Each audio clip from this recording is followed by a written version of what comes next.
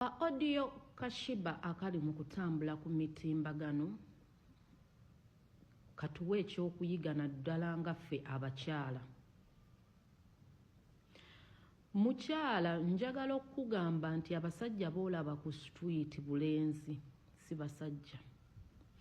Bw'osanga a potential man ng'omusajja ali potential husband, snatch that man. Omusajja oyo musinaachingwe omutwale abakyala, it's what we know what we want. Omukyala okumanya ky'oyagala n'ambition muyina okubala. Bw'osanga ki minisita kikola wa president byani ng'omusajja omulabyemu potential n'omufunamu olubuto tolujjaamu. Omwana oyo muzaale anaamwagala oluvannyuma. At least omusajja bw'alifa omwana alitwala ku by'obusika. Abakyala tubale. Woman of integrity, woman of accountability.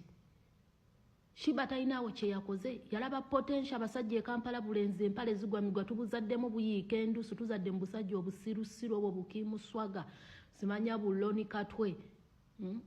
Tebulina kye butuyambye abaana bakuze n'okkula. Shiba yalaba potential man n'amanya amagulu ge sawa kwe kuva mu feminist bamukole afune olubuto.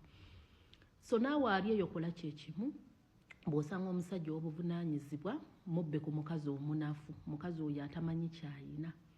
Bannange temuleka nti olw'okuba simanya biki. If you find a potential husband, kindly snatch the husband.